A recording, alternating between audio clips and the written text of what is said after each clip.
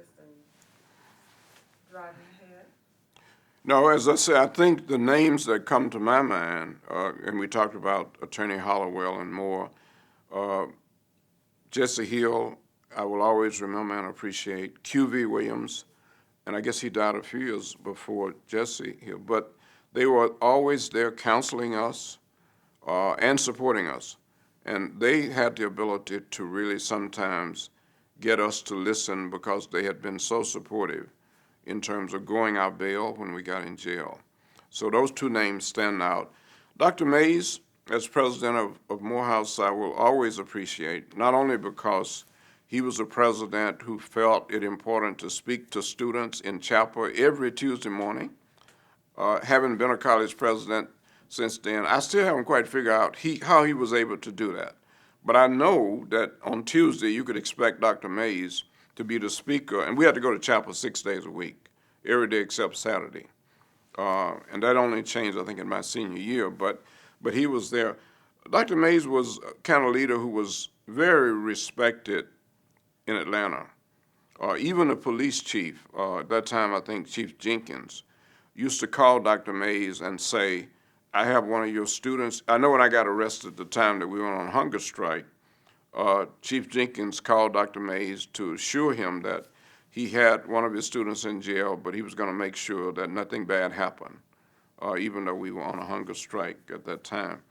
But Dr. Mays was a tremendous human being, tremendous speaker, tremendous leader, highly regarded by students throughout the Atlanta University Center. And my relationship with him continued throughout his life. He spoke at my inauguration as president of Meharry Medical College. And I just have great appreciation for him and his life and leadership. So I understand the quadrangle was the place where the students gathered and strategized before they went out to stage sit-ins and rally and got direction there. You want to talk about the quadrangle? Well, Quadrangle is very special for many reasons as a gathering place in the AU Center. And at that time, especially for students from throughout the University Center, that was one of the places that we came together and strategized and debated. I do specifically remember one occasion in which they were trying to get us to wait, and it was probably during the time of the campaign that I mentioned. And we had a great debate. Students had disagreements.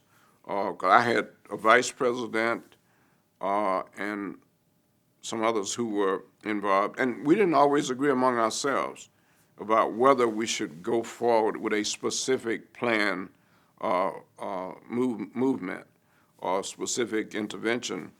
So I do remember disagreements taking place in the quadrangle, but we generally always ended up at a place that allowed us to move forward. But we didn't always agree, even among ourselves. Rush Memorial, very supportive of the students. You want to talk a little bit Yeah, about I guess what I remember that was a place where we used to gather.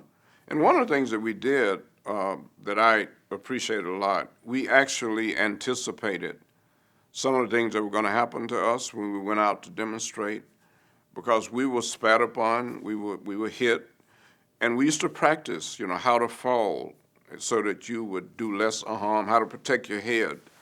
And Rush was one of the places that we could go and do those kinds of things. The leadership at Rush Memorial was very supportive, and so I have great memories of that church and what it meant.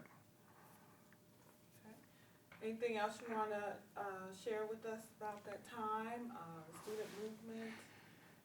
Well, I guess the main thing I want to say again is that I came to Morehouse determined that I was going to be a physician, that I was going to get into medical school, and so I knew that I had to do well.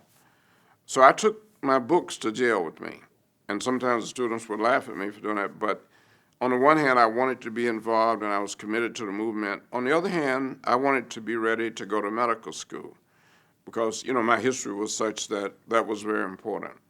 I had grown up in a situation, again, very segregated, almost died as a child from whooping cough and pneumonia, and there was one black doctor in Anniston who came out to the farm.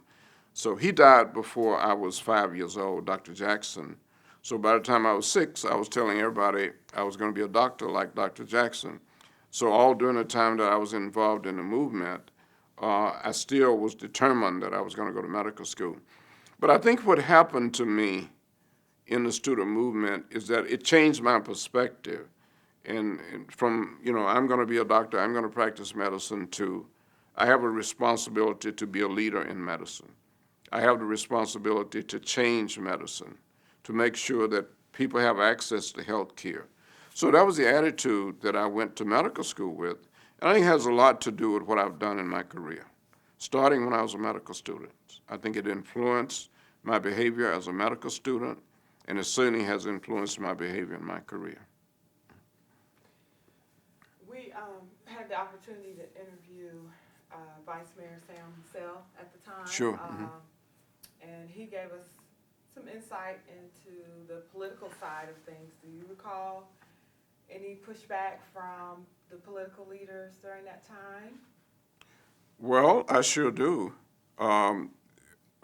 Even at the level of the governor, I remember serious pushback in terms of somebody not just taking a leadership position, but even threatening the students, especially when it came to going to certain restaurants. So on the one hand, the leadership of Atlanta was very progressive. I think that was true of Mayor Ivan Allen and to a certain extent Mayor Hartsfield. Not that they were supportive of everything that we did. They were not quite there, but we moved everybody forward. But at the level of the governor, we had some major pushback and even violent pushbacks at that level, and former governors of the state. I understand you got a lot from Lester Maddox. Yeah, he's the one that had the axe handle, I believe it was, that he threatened us with if we came to that restaurant. So he was an extremist in that sense. And I think not necessarily representative of Atlanta, but certainly, as you know, Atlanta is only a small part of Georgia.